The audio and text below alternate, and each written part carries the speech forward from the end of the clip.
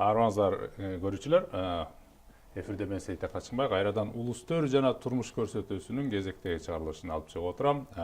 Бүгүн бизде тема болсо мурда талкуу болуп кеткен Кыргыз Республикасында билим берүү сапатын жогорулатуунун жолдору. Ошонун сериясы уланысы болмокчу. Ал үчүн бүгүн бизде конокто Ислам Иманалов мырза келип отурат. Кыргыз Республикасындагы сапат билим берүү мекемелеринин жалпы директорунун орун басары. Кош келипсиз. Рахмат. Биз бул жерде мындай эркин эле форматта талкуулай берели. Шаблон андай мындай жок. Биринчи сөздү эмнеден баштасак дегенде, менин билишимче, силер өзүңөр да сапат деп айтып аткандай кийин могу сапат мектептеринин сапаты жөнүндө өлкөбүздө дээрлик мындай бир легенда сыяктуу абдан жакшы репутацияңар бар да. Мындай ийгиликке жетип, олимпиадаларды жеңип жүрөт деген сөз бар. Анан сапаттын окуучулары дагы мындай үлгүлүү жүрүшөт, кичпейил келишерин билем, таза кийинип жүрүшөрүн билем, курсактары ток экенин билем. Алардын жатаканалары дагы аябай сонун экенин билем. Бир үлгү боло турган Кыргыздын бүгүнкү билим берүү системасында суктана турган бир өзүнчө бир дүйнөсүңөр да. Ушул дүйнөнүн менин оюмча артыкчылыгын санап жибердим, бирок ошентсе дагы өзүңүздүн оозуңуз менен бир айтып берсеңиз. Сиздер бүгүнкү масштабыңыздар канчага жетти, канча окуучуңуздар бар, канча киши эмгектенип атат, мындай информативдик бир маалымат берип кое аласызбы? Саламатсыздарбы, урматтуу телекөрүүчүлөр. Эл аралык сапат билим берүү мекемеси Кыргызстанда эң алгачкы болуп 1992-жылы Кыргызстандын 3 чоң шаарында ачылган. Бишкек, Борбор шаарында, Ош шаарында жана Каракол шаарында алгачкы лицейлер ачылган. Ошол алгачкы лицейлер ачылган жылдардан тартып, Кыргызстандагы бардык региондорунда кезек-кезеги менен ачылып, бүгүнкү күндө мекемебиз лицейлер бул 7-класстан 11-класска чейин окуткан, 16-га жетти саны. Ал эми 1-класстан 6-класска чейин окуткан башталгыч мектептердин саны бүгүнкү күндө 10-го жетти. Ал эми эл аралык Ала Тоо университети бар. Балдар лицейлерин бүтүргөндөн кийин жогорку окуу жайдагы кесиптерин уланта алыш үчүн эл аралык университети 1996-жылы ачылган. Жана бүгүнкү күндө эл аралык деңгээлдеги 2 мектеп өзүнүн ишин алып барып келет. Булар эл аралык Silk Road мектеби жана эл аралык Silk Road Cambridge мектептери болуп. Жалпылап айтканда Кыргызстандын бардык региондорунда бүгүнкү күндө лицейлерибиз иш алып барып келет. Жалпы жонунан айтканда 12 миңге жакын окуучуларыбыз бүгүнкү күндө лицейлерден билимин алышууда. Сиздерге маалым болгондой, сапат лицейлердин негизги философиясында бизде айрыкча лицейлерде бул балдарды жана кыздарды өзүнчө бөлүп алып окутабыз. Эми бул дүйнөлүк эле практикада мындай нерсе бар да, ар бир мамлекеттерде тарыхта деле болгон бул. Англиянын тарыхында, Россиянын тарыхында да болгон. Ошол учурда атайын гимназияларда, атайын лицейлерде бул балдарды бөлүп алып окутуу бул билим сапатына түздөн түз таасир бергендиктен 92-жылдары бул жаңылыктардан болуп, ошол жылдары ушул сапат лицейлери ачылып, балдар лицейлери өзүнчө, ал эми кыздар лицейи болуп бүгүнкү күнгө чейин ошол кызмат улантып келет. Ошондо мен билгенден ошондо демек силерде мектеп азыр бир 28 мектеп экен. 28-ге жакын. 28 экен, университетте кошулуп, анан кийин 12 миң студент. Студенттердин саны 1900, ал эми окуучулар менен бирге 12 миңге жакын окуучубуз билим алышууда. Мугалимдериңиздердин саны канча? Мугалимдерибиз жалпы сандап айтканда 1100-ге жакын мугалимдер эмгектенет. Булардын 85% кыргызстандык мугалимдер, ал эми 15% болсо чет өлкөдөн келген мугалимдер. 15%-ын ичинен Түркиядан келген, боордош Түркиядан келген мугалимдерде бизде саны 8%-ды түшөт. Ал эми калган пайыздагы мугалимдер бул эл аралык мектепте иштеген, Англиядан келген, Америкадан келген, Канададан келген, Түштүк Африкадан мугалимдерибиз бар, Филиппинден келип иштеп жаткан эл аралык деңгээлдеги бул чет элдик мугалимдер бизде бүгүнкү күндө иштеп келет. Булар ошо жалпы жонунан чет элдик мугалимдердин санын түзөт. анда мындай биздин мекеменин статусу эле негизи эл аралык статус болгон үчүн бул мугалимдерди келип кетүүсү иштөөсү толук биз өзүбүз мойнубузга каражатын алганбыз жана статусу international эл аралык болгон үчүн алар интернеттен биздин байланыштарды табуу менен жана ошол отдел кадр менен байланышып өздөрүнүн резюмесин жөнөтүп биздин шарттарды кабыл алып келип иштеп жатышат. Мүмкүн да бул албетте билим берүүгө бир жакшы өбөлгөсүн натыйжаларын жыйынтыктарын берип жатат. Бул сапат лицейлери айталык ошондо биринчи өзгөчөлүгүн өзүңүз айткандай бул эл аралык экен да. Ооба. Бул жердеги мугалимдик курамды караганда сиз өзүңүз санап кеткендей канча пайызы бул түркиялыктар, канчасы чет өлкөлүктөр деп атасыңар. Мындайча айтканда бул бир өзгөчөлүгү. Экинчи өзгөчөлүгүн айтып кетсем бул демек балдарды эркектер мектеби, кыздар мектеби деп бөлүп окутканыңар да бир экинчи бир өзгөчөлүгү. Анан кийин дагы кандай өзгөчөлүктөрдү кийинки өзгөчөлүк катары биздин окутуу системабыз бул интернаттык типтеги жанагы жатак мектеп десек болот. Жуманын 5 күнү окуучуларыбыз мектепте окуп жана түштөн кийин эс алып, кайра ошол мектептин жатаканасына эс алып, кечки тамагын мектептен жеп, кайра кечки сабактарына даярданып, жуманын толук 5 күнүн мектебинде өткөрөт жана ишемби, жекшемби күндөрү үйүнө барып эс алып, кайра биринчи күнү сабагына кайтып келет. Бул ойлойм мен да бир башкача бир жаңы бир өзгөчөлүгү лицейибиздин. Анан эң негизгиси эле бул жердеги ошо билим берүүнүн ичиндеги мазмунун дагы өзгөчөлүк десем болот. Сапат лицейлеринин азыр мазмуну жөнүндө өзүнчө бир аны бир өзүнчө темага кошолу. Азыр мындай сыртын жөнүндө сөз кылалы. Анда бул аябай жакшы деп ойлойм. Демек биздин мектептерден айырмасы ошол. Анан оюмча силерде дагы бир барыңарда бир униформа барбы деп сезилет, Сапат лицейлеринин бардыгына мугалимдерге жана окуучуларга атайын ошол этиканы сактоо максатында, анан окуучуларга бир үлгү болуу максатында атайын мектептик форма киргизилген.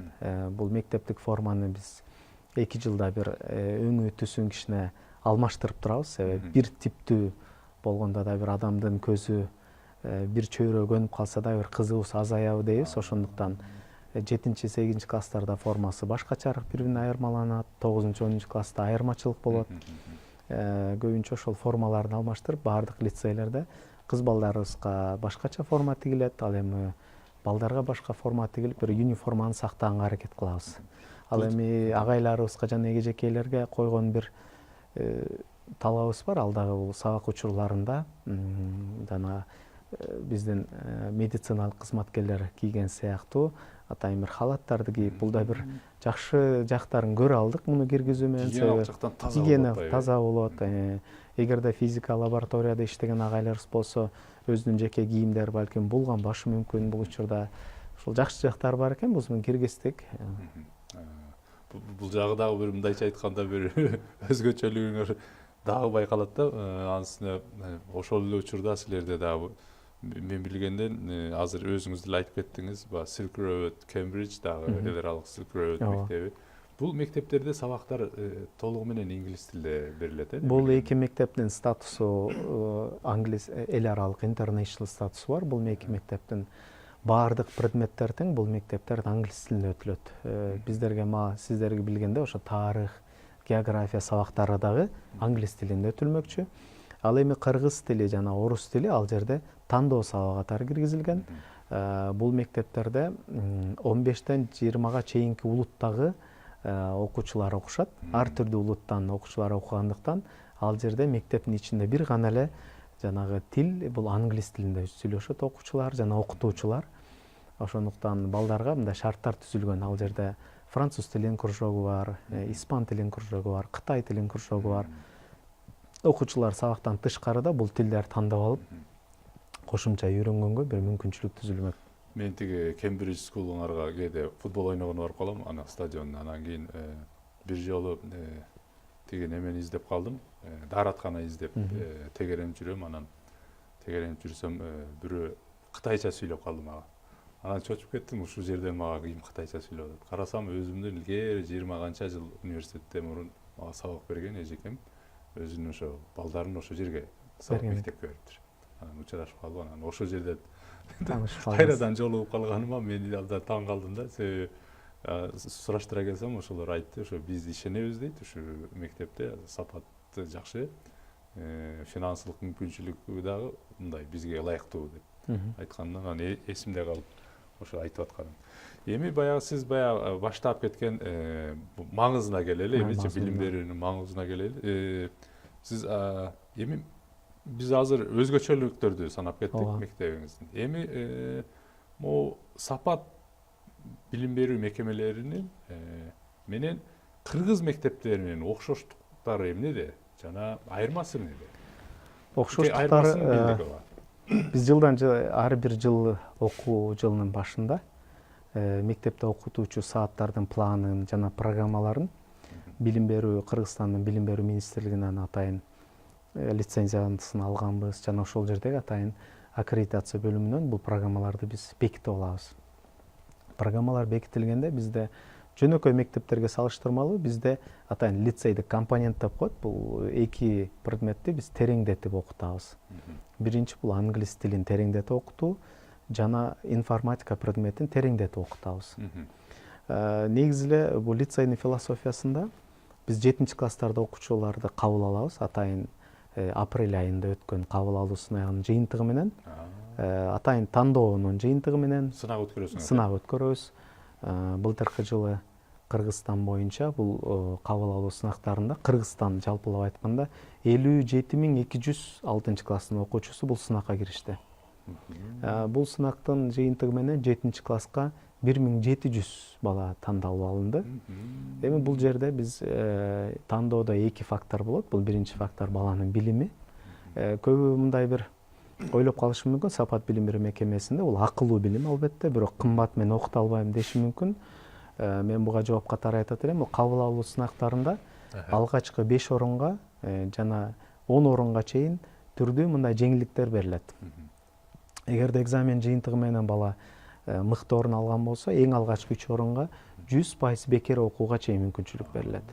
Ал эми 4-чү орундан 7-чи орунча алганга чейин 70% кеп берилет. Ал эми 10 орунга болсо 50%дан болгон атайын жеңилдиктер берилет. Ошондуктан 6-класста биз баланын билимине да карайбыз. Баягы мүмкүнчүлүк болсо, өзүндө билими болсо, бул балага окуганга мүмкүнчүлүк түзүлөт. Ал эми ошол мен лицейдин компонентине кайрылсам, 7-класста бизде окуучулар жумасына 12 саат англис тилин окушат. Мунун себеби биз даярдык курсу деп коебуз, бул аябай көп. Жумасына 12 саат.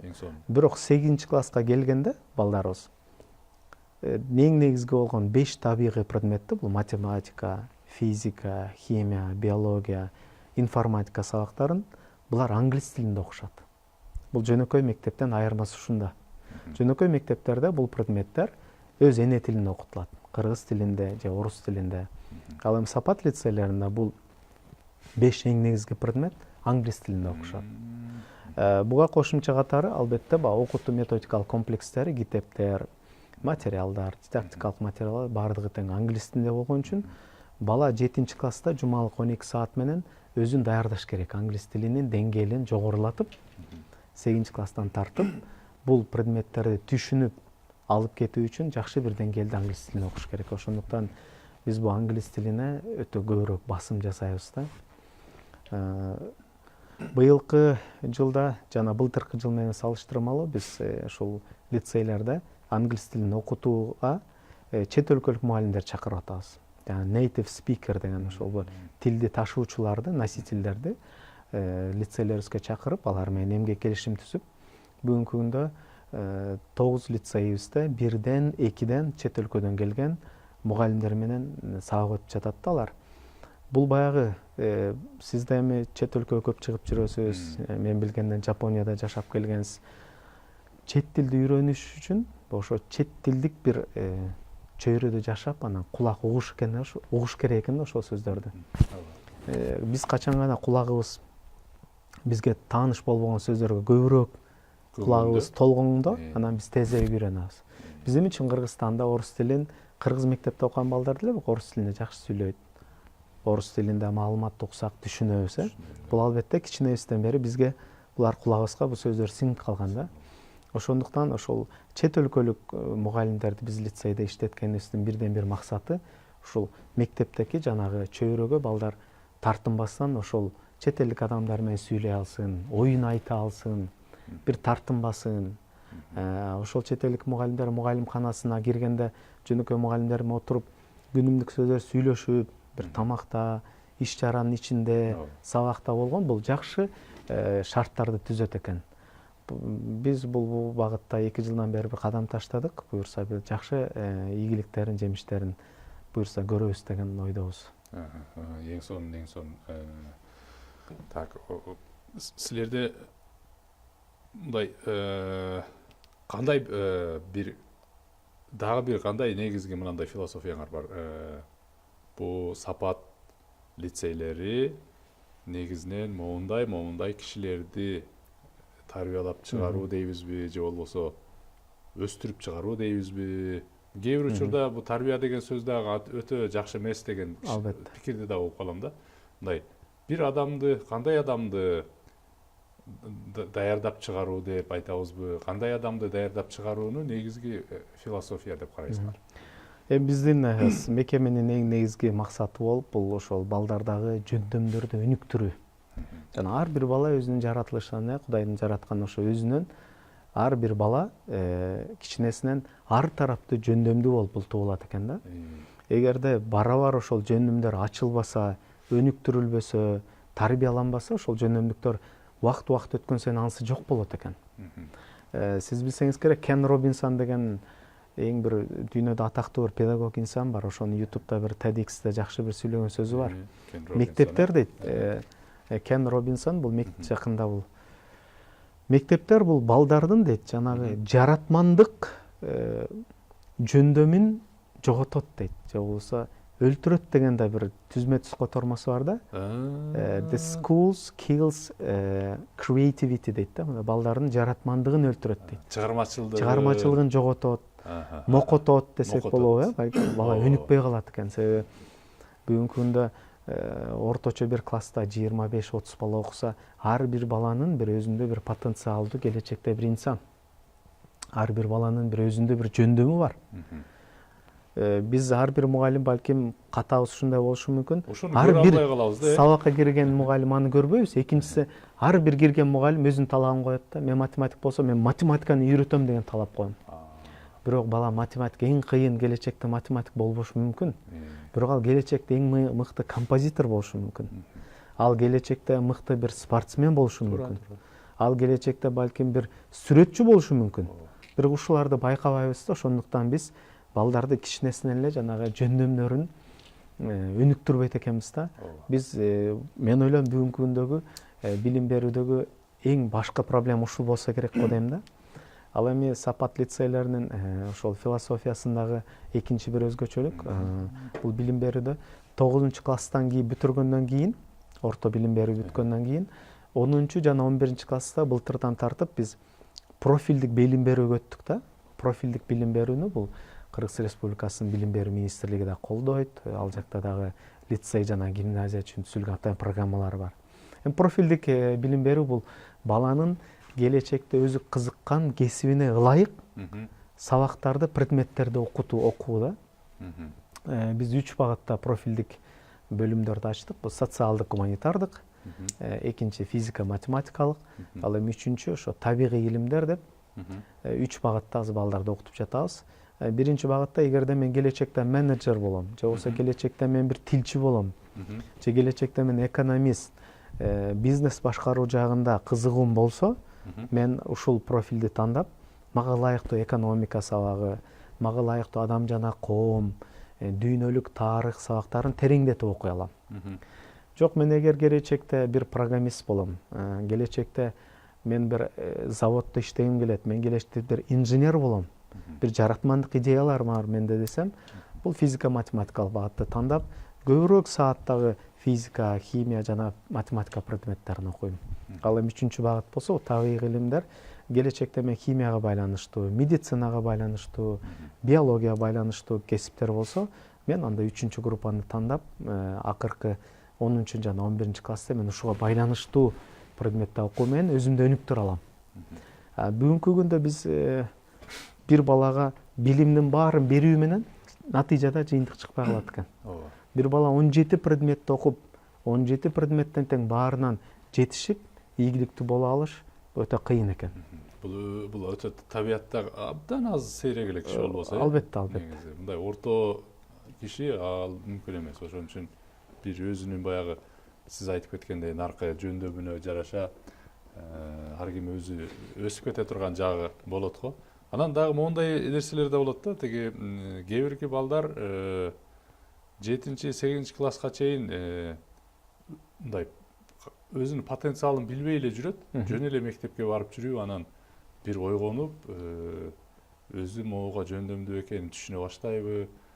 Эмне үчүн мен муну айтып атам? Себеби илгери мен биз мектепте окуп жүргөндө бир бала болот эле, анан ал классташым көп сабактарга түшүнбөй эле жүргөндөй сезилчү да, мындай орто эле болуп, ара жолдо эле жүргөндөй болчу. Бирок 7-класстан кийин ал баланын математикага ушунчалык шыгы бар экени белгилүү болду да.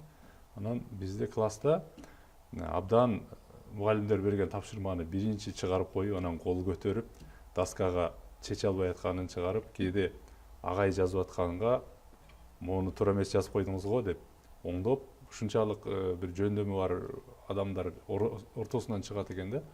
Bunday нерселер дагы болот мындай. Албетте.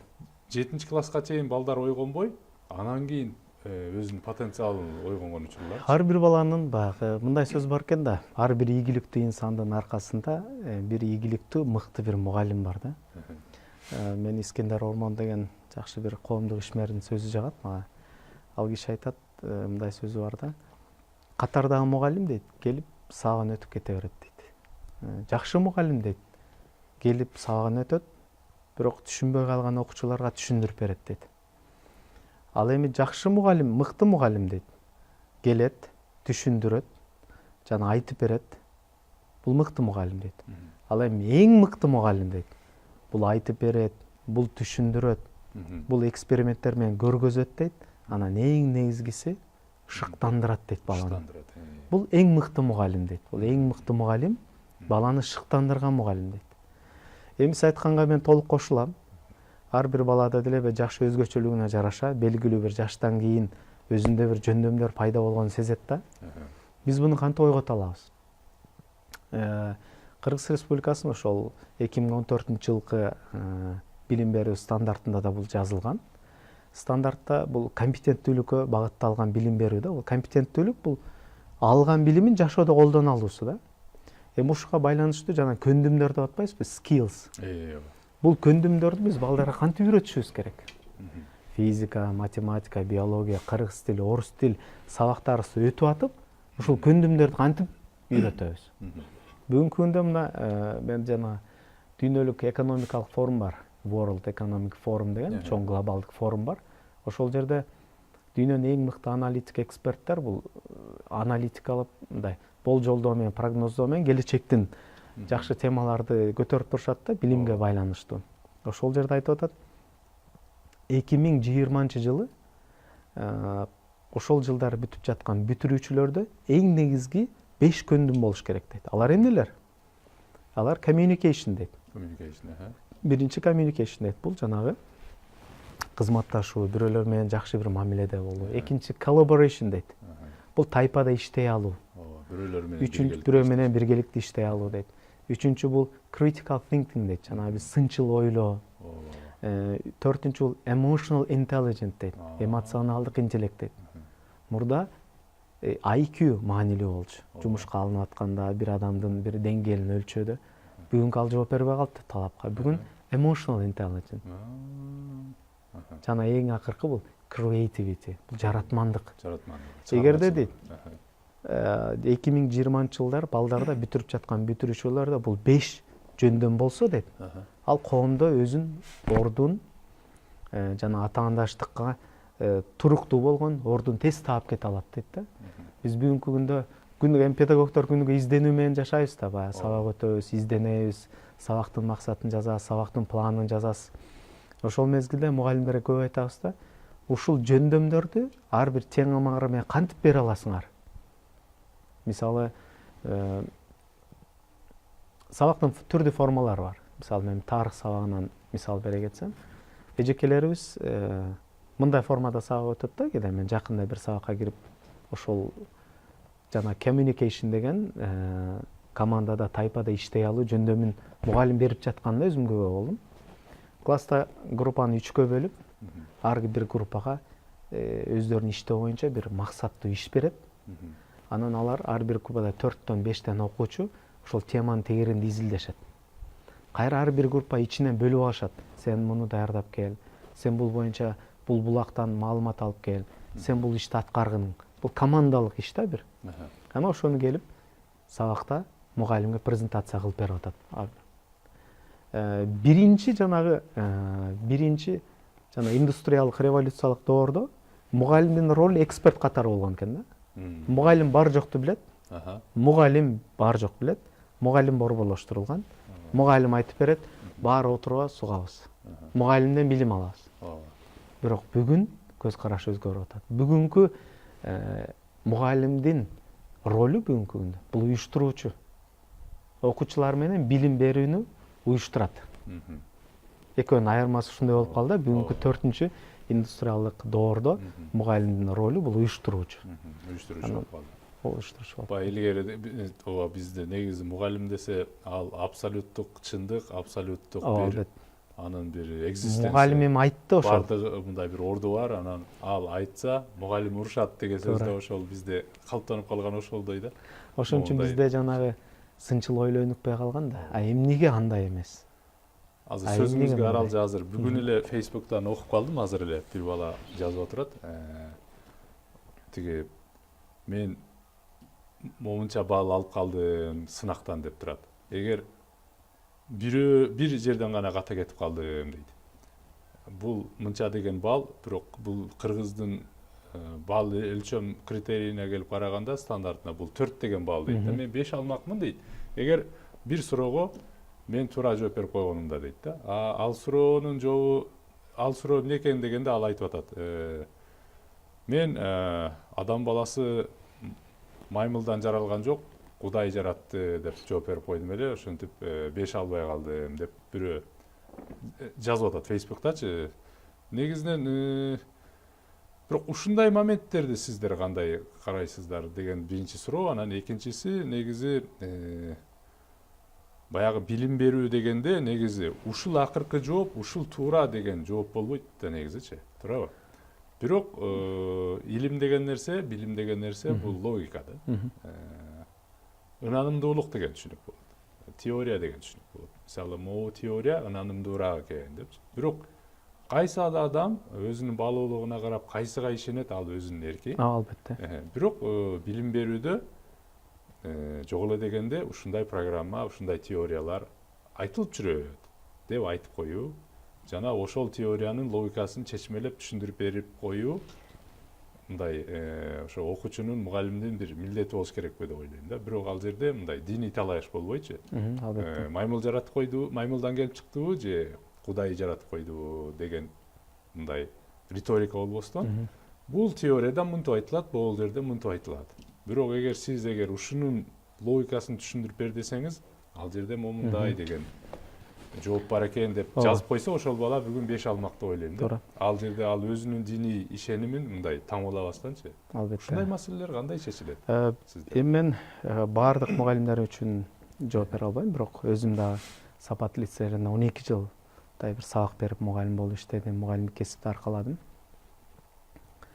Эми так илимдерде белгилүү, мисалы математика илиминде бир берилген маселеге чечүү үчүн атайын бир жолдор бар, белгилүү жазылган формула бар. Ал жерден жыйынтык чыгуучу да абсолюттук бир чындыкча айтканда.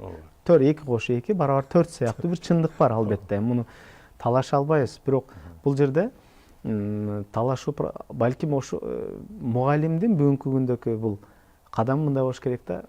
Мен ушул жол менен чыгардым, бирок мунун альтернативчи жолу болушу мүмкүн деп айтыш керек да балага. Биз ушуну көп айтабыз мугалимдерге.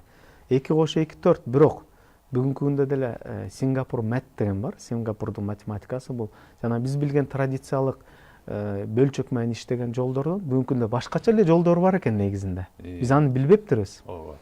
Мен ютубтан карап көрдүм да видеолорду. Бул Сингапур мэт десе эле бул эмне десе көрсө биз жанагы 123 кошу 112 дегендерди биз мамыча түрүндө иштегенбиз да. Ооба. 1 кошу 1 2 3 болот. Анан көңүлдө 1 болот деген. Ооба. Бирок ошол эле эсептерди бүгүнкү күндө башка да жол менен оңой эле чечип алган жолдор да болот экен да. Бул биринчиси так илимдер боюнча. Ал эми экинчиси сиз жанагы суроого мен мындай жооп берет элем. Бул окуучу бизде көп биздин билим берүүдө балдарды суроо сураганга көп үйрөтпөйбүз. Сиз айтканыңыз туура, менин айтканым туура, ушундай. Баланчы китептен баланчанчы бетте бул көнүгүү жазылган. Жообу мындай. Баланын жана эмне үчүн, эмнеден бул жыйынтык чыкты дегендерге бир мындай шарт, бир условия түзбөң, ошон үчүн балада мындай суроо сурайын деген маданиятыбыз жок болот да. Жакында биз Америкадан келген бир досубуз айтат да. Америкада мисалы география сабагында дейт, мындай суроо суралат экен дейт. Китепте жазылып турат дейт. Христофор Колумб баланчанчы жылы Америкага мындайдан келип, Индияга баратам деп Америкага келип, кокустан барып калган да Америкага барып, ошол жакты Американы ачкан. Бул факт.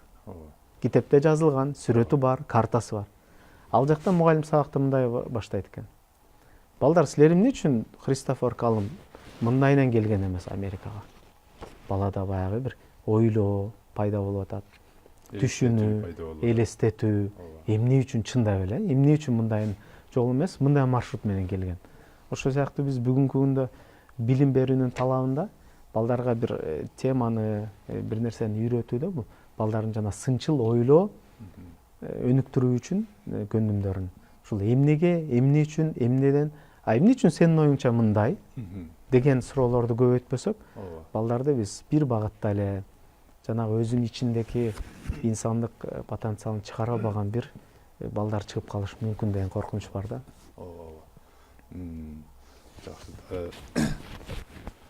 Эми сиздин дагы пикириңизди сурап кетейин. Жалпы баягы темага кайта турган болсок, Кыргыздагы билим берүүнүн сапатын жогорулатуунун жолдору деп айтып атабыз да. Негизи сиз педагог катары азыр биздин өлкөдөгү мынау 27 жыл, 28 жыл эгемендиктен кийинки билим берүүнүн абалына сиз көз чаптырсаңыз, кандай баа бере аласыз буга? Жана эмне үчүн деп ошолорду ойлойсуз? Биринчи ушул жөнүндө сөз кылып кетебиз. Азыркы абалыбыз кандай болуп барат? Эми мен билим берүү боюнча деле бир эксперт эмесмин, бирок жеке ушул баамдоодогу ойлорум боюнча эми билим Кыргызстанда ушул билим берүү менен жана медицина бул эң чоң тармак да. Мисалы билим берүү тармагында азыр Кыргызстанда 1 миллион 170 миңге жакын окуучу бар. 2200ден ашык мектеп бар. Буларда 76 миңге жакын мугалимдер эмгектенет. Бүгүнкү күндө ошол Кыргызстандын экономикалык абалына жараша, ошол айтып атабыз, кичине маяналарынын төмөндүгүнө карабастан, бир коомдогу бир баягы экономикалык жактан кыйналышына карабай, ушул мектептерде билим берип иштеп жаткан мугалимдерге биринчиден рахмат айтышыбыз керек. Экинчиден сапатына келсек, бул боюнча эми реформалар бар. 2004-жылы эң алгачкы кабыл алынган бул Кыргызстандын билим берүүдөгү мамлекеттик стандарт кабыл алган. Ал стандарт бул билим берүүнү бул жолго салуучу ченемдүү документ. Бул документте ошол билим берүүнүн натыйжасы, компетенттүүккө багытталган билим берүү каралган. Жана акыркы жолу 2014-жылы кабыл алынган стандартта так жана ар бир предметтер боюнча стандартта жазылган да. Анан эми мен ойлойм, бул сапаттагы албетте реформа кылыш үчүн билим берүүдө бул ар бир кылган бир кичине реформа бул узак мөөнөттөн кийин жыйынтыгы белгилүү болот да. Мына былтыр биз министрликтин жакшы бир кадамын биз да колдойбуз, жакшы болду. Бул 5-класстарда жумалык англис тил саатын 5 саатка чыгартылды. Бул жакшы нерсе. Бирок биз муну баардыгында тең мамлекет чыгара албайт, себеби буга кадр да керек да. 6-класста, 7-класста буну кадам-кадам ар бир жылга өткөн сайын саатын жогорулатышыбыз керек да. Биз кыргызстандыктар англис тилине үйрөнүшүбүз керек. Аркадан келаткан келечектеги муун үйрөнүш керек. Дүйнө сүйлөгөн тилде биз сүйлөшүбүз керек да. Биз ошондо гана дүйнө менен ааламдашуу, цивилизация дооруна кире алабыз алар менен бирге. Мен мындай бир кызык бир суроо бар эле да, мындай бир эмне үчүн англис тили да дүйнөдө англис. Бул жакында бир макала окудум, ошол жерде бүгүнкү күндө интернет 90-жылдардан кийин пайда болду. 2006 жылы дүйнө боюнча 4 миллионго жакын веб-сайт жана веб-ресурстар бар экен 2006 жылы. 2006 жылы. 2018 жылы интернетте 4 миллиардга жакын веб-сайт жана атайын ресурстар бар экен, маалымат ресурстары. Караңызчы канчалык өнүккөн. Экинчи факт, ушунча интернеттин өнүгүүсү акыркы 2 жылдын ичинде интернеттин мазмуну толгон да. Ошондуктан ошол чоң маалыматтын 55% бул англис тилинде экен. Экинчи орунда бул 6% менен немец тилинде экен. Үчүнчү орунда 5% менен орус тилинде экен бардык маалыматтар. Ошондуктан карап көрөлүчү, мына 55% англисте болуп атканда биз бул англис тилин үйрөнүшүбүз керек. Анан мен ойлойм ошол Кыргызстандын билим сапатын жогорулатуу үчүн биз жанагы окуу методикалык комплекстерин абдан жаңылашыбыз керек. Мына бул боюнча министрликте кадамдар ташталып баштады. Себеби биз мекеме менен тыгыз байланыш болгондуктан биз бул реформаларды көрүп атабыз. Бирок реформа дагы айталайм, бул билим берүүдөгү реформа 5 жылдан кийин, 10 жылдан кийин жемишин бериши мүмкүн да. Ар бир кадамдын жемиши узак мөөнөттөн кийин белгилүү болот. Бүгүнкү күндө мына УМК китептер жаңыланып атат. Жаңы англис тили китептери келип атат бул жакка. Бирок ошол эле учурда жанагы биздин берип аткан мугалимдердин дагы чыгармачылык, чеберчилигин жогорулатышыбыз керек да. Аларды чет өлкөдөгү бир курстарга жөнөтүү менен бүгүнкү күндө Кыргыз Билимдер Академиясынын КАОнун дагы бир ордун карап көрүш керек. Чындап мугалимдер келип канчалык деңгээлде ал жерден билимин жогорулатып кетип атышат. Ошол жака эң новатор, эң алдыңкы мугалимдер бар ошол жерде. Бул жактан да карап көрүш керек. Анан ушунун баарын комплекстүү караганда бир белгилүү бир убакыттан кийин реформанын жыйынтыгы чыга алат да. Негизинен жалпы Кыргыз өлкөсүндөгү билим берүүнүн деңгээлине негизи ыраазыбыз деп мындай баа берип айта турган болсок, биз муну бир эмне проблема, мейли бакыр ыраазы деп бөлбөйлү макул. Сизге ал айтыш кыйыныраак болушу мүмкүн. Эмне проблемаларды көрөсүз? Мен эми проблема деген мектептердин саны, кадрлардын жетишсиздиги болуп атат бүгүнкү күндө. Анан ошол кадрлардын сапаты бүгүнкү күндө ошол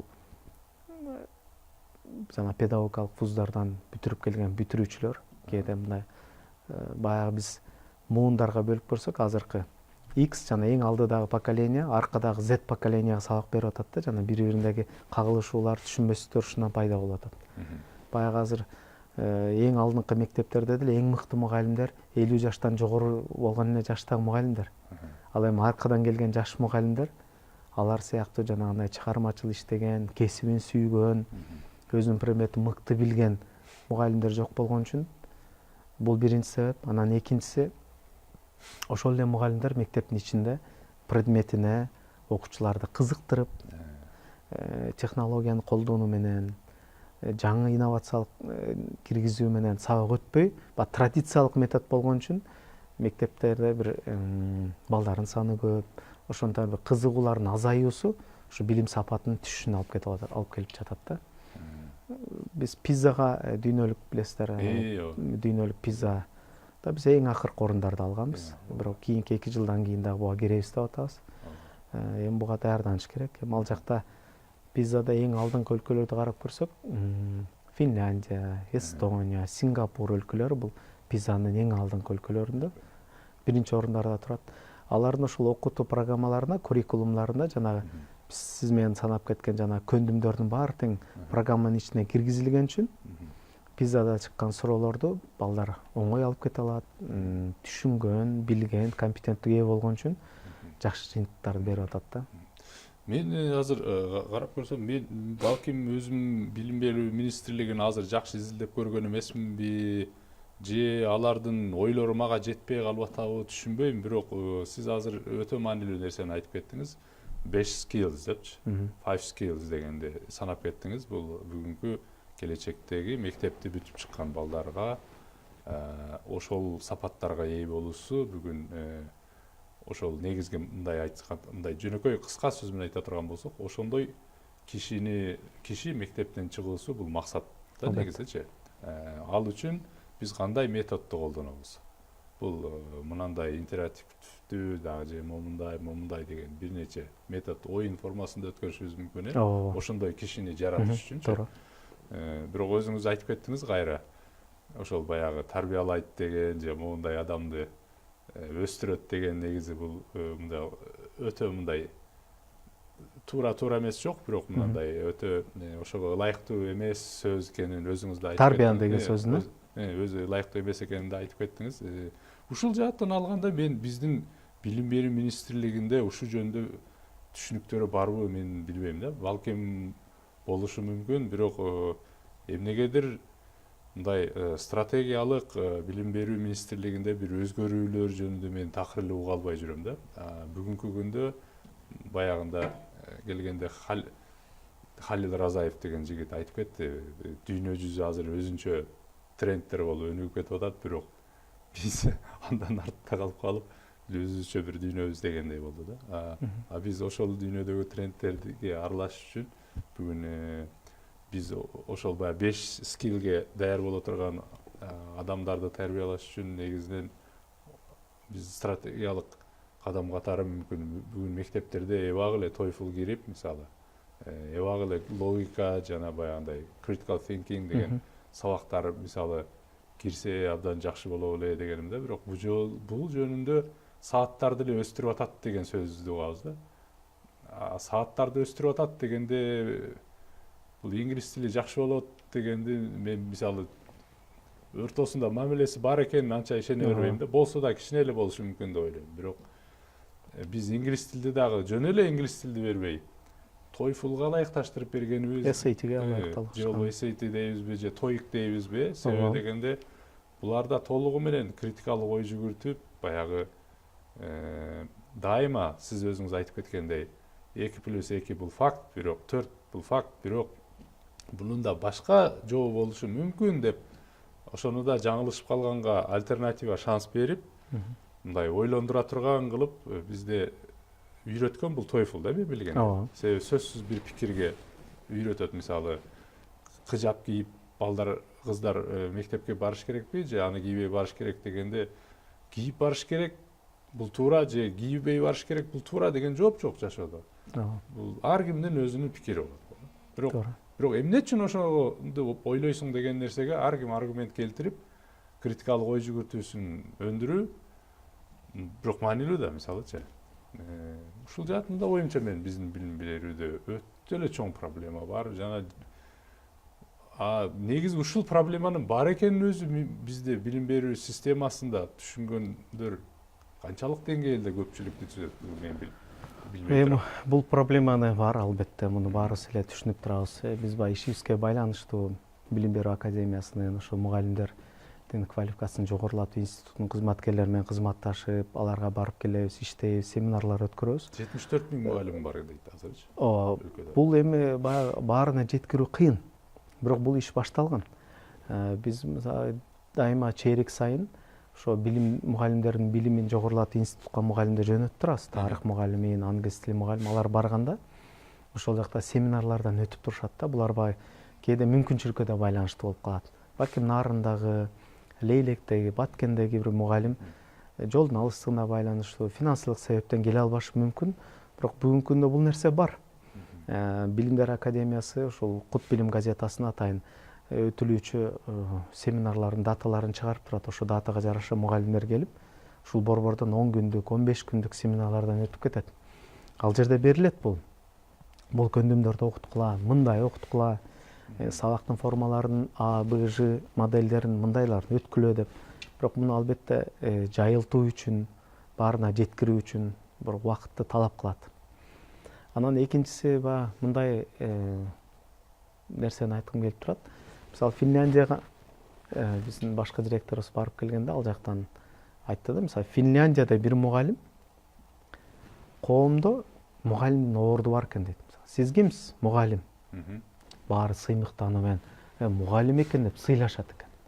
Биз кээде Кыргызстанда мугалим дегенден айтуудан уялып атпайбыз кээ бирөөбүз, айрымдары. Экинчиси, ал жакта алган маянасы, ар бир мугалим маянасын алгандан кийин өзүнө кийинки эс алуу күндөрүн пландайт экен. Мен биринчи чейректин аягында 10 күн эс алам. Ошол 10 күндүн 5 күнү мен өзүмө кайсы семинар муктач мага? Мен critical thinking боюнча семинар аламбы, же баланын билимин баалоо боюнча семинар аламбы? Ар чейректе жайкы каникулунда булар өздөрү пландайт экен. Ошого мүмкүнчүлүк түзүлгөн. Мен бул семинар кайдан алам? Швециядан алам. Демек мен Швецияга барышым керек. Бул семинар кайда бар экен? Германияда берилет экен. Мен ошака барышым керек. Эми биз Кыргызстандын шарттарыбыз белгилүү. Бул багытта да биз адам ар дайым бир изденүү менен жашаса, Кыргызстанда деле бар, өтө мыкты мугалимдер бар. Айылда, Лейлекте, Нарында, Ат башыда эң мыкты мугалимдер бар. Жөнөкөй эле бир класстын шартында. Бирок окуучуларды ушундай шыктандыруу менен, балдарда бир сезимдерди ойготуу менен, ошо балдарга ийгиликке жетип келишет да бүгүнкү күндө. Мындай мугалимдерибиз бар. Биз баарыбыз биригип күч болсок, семинар өткөрүү менен, китеп жазуу менен. Анан кийинки жылдары биз тилекке каршы ушул китеп окуу маданиятыбыз да өтө начарлап кетти. Бул ОРТда, ЖРТда атайын экинчи тил боюнча экинчи бөлүм бар. Ошол жерде текстти окуп жана түшүнүү деп бизге атайын бир чоң текст берилет. Ошол жерден окуп, анан суроолорго ошол тексттин ичинен жооп табышыңыз керек да. Бул жерде жана жөндөм бала китеп окуу жөндөмү жок болсо, бала бул бөлүмдү аткара албагат да, кыйналып калат. Бүгүнкү күндөгү электроника, телефондун баары тең, балдардын көп керексиз мээсинде көп керексиз маалымат көп болуп, биз китеп окубай калдык да. Анан баягы ушу дагы бир нерсе эсиме түштү, азыр айтып атсак. Ошол китеп окуу дагы биз негизи кандай адамды мектептер тарбия алып чыгышыбыз керек деген суроолордун бири негизи жообу бар деп атпайсызбы? Бул баягы 5 сапатка ээ болгон нерсе депчи. Анын биринде сиз айттыңыз, бул communication, коммуникация депчи.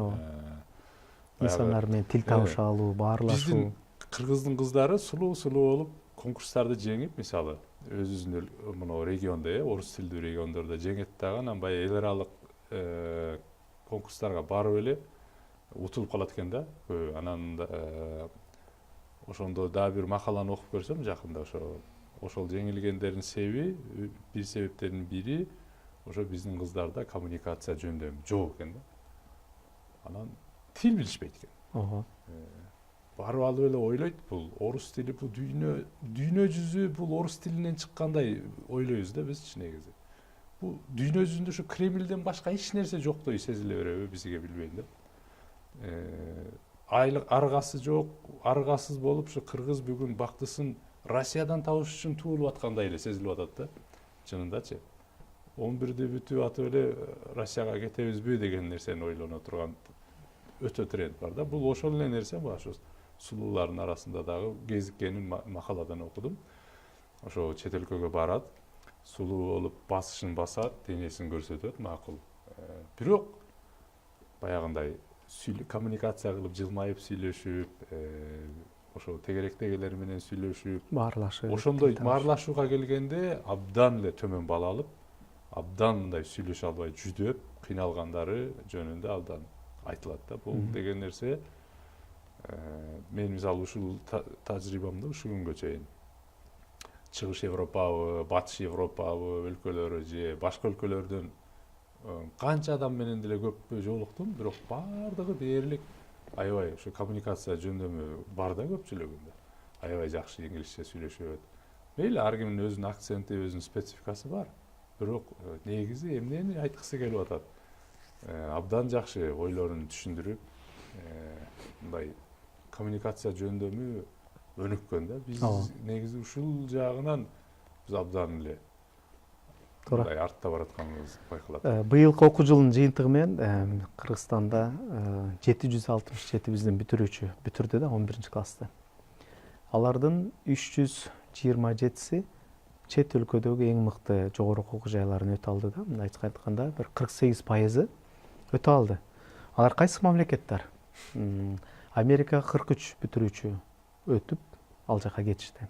Канадага 17. Силердин ооба, сапат лицейлеринин. Канадага 17, Англияга 6, 16 Германияга өттү, 3 Сингапурга, 4 Малайзияга өттү, Түштүк Кореяга окуп жатышат. Булардын бир себептеринин бири лицейлерде бизде атайын колледж консулар деген жана бүтүрүүчүлөр менен иштөөчү координатор деп дагы койсом болот. Ошондой мугалимдер иш алып барат. Алар жана 10-класстарда, 11-класстарда балдар менен атайын сурамжылык анкеталар жүргүзүп, сен келечекте ким болуп окугуң келет? Мына тесттен өтчү. Анан тесттин жыйынтыгы менен сага мындай кесип сунуш кылайын. Ата-эненин дагы оюн билели, Се финансылык жактан ата-эне колдош керек да баласын. Ата-эненин ою кандай? Анан экөө менен отуруп, анан сенин мүмкүнчүлүктөрүң эмне? Сен эмнени кызыгасың, эмнени окуй аласың? Эмнени каалайсың? Сага медицина болбойт, сенден хирург чыкпайт. Бирок сенден жакшы бир кыйын программист чыгышы мүмкүн деши мүмкүн да. Ошондой консулалар азыр иш алып барып, анан ушул жыйынтык болуп атат да. Анан биз негизинен чет өлкөлүгү эң мыкты, дүйнөнүн эң мыкты 100 университетине окуучу жиберебиз деген атайын бир программа кабыл алганбыз. Жыйынтыгы болуп, быйыл 23 бала топ 100 университетке өттү да, эң мыкты 100 университетке. Аларга өтүү дагы өзүнчө бир машакаттуу, кыйын татаалдуу иш. Ал жакка жанагындай эссей жаза алыш керек. Эссей бул сен өзүң жөнүндө эмне университетке тапшырам, мен эмнеге ушул кесипти тандап алдым дегенди жакшы бир түшүндүрүп беришиң керек. Биздин балдарыбыз эссей жаза албайт да. Биз стандарттуу бир калыпка түшүп калганбыз, бир рамкаларга. Мен нарында төрөлдүм, тоолордун арасында, мен келечекте бул болгум келет. Анан жогорку окуу жайын бүтүрүп, жакшы жумушта иштеп, жакшы үй бүлөмдү багам. Бирок бүгүнкү күндө эң мыкты университеттер муну баалабайт да, себеби сенин бул жерде дүйнөлүк адамзаттык баалоочулукка тиешелүү эч нерсең жок. Сен өзүңө пайдасың дейт. Бул жактан эссей жазганды үйрөтүшөт.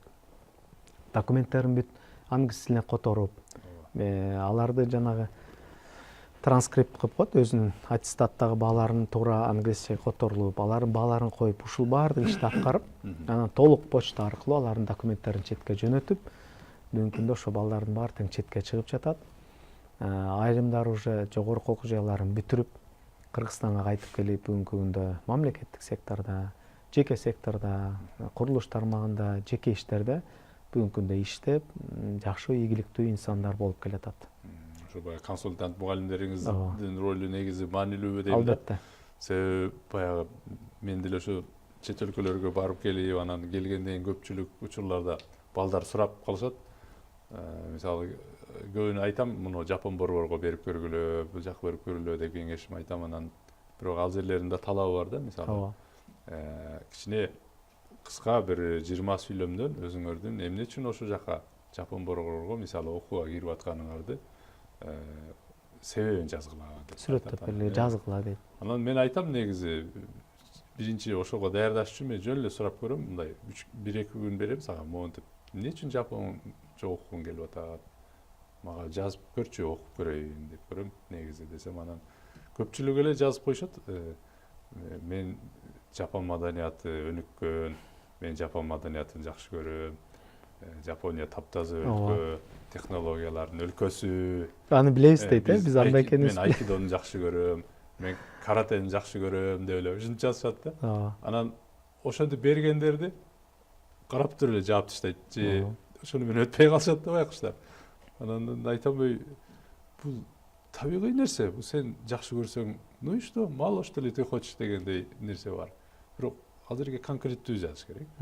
Мисалы, мен кыш заводдо иштейм, ушул Жапонда кыш заводу өнүгүптүр, мен ошон үчүн ошол кесипти тандап, ошол жакта изилдөө жүргүзүшүм үчүн мага жапон тилин билүү сөзсүз болуп атат деген сыяктуу конкреттүү бир чөйрөнү жазып, себебин конкреттүү көргөзүш керек. Же тофу чыгарга турган цехти курган атат элем. Бул жерде корейлер менен жергиликтүү корей, кытайлардыкы бар экен, бирок жапондуку жок экен. Даамы жапондуку башкача болот, себеби ошон үчүн мен буну иштен үзүлдеп, бул жерге цех кургум келет деген бир конкреттүү нерсени жаз деп анан айтсам, анан ойлонуп калышат да, ушуга окшогон элементардык консулар нерселер биздин мектептерде, силерде коем бар, силер авангардсыңар да.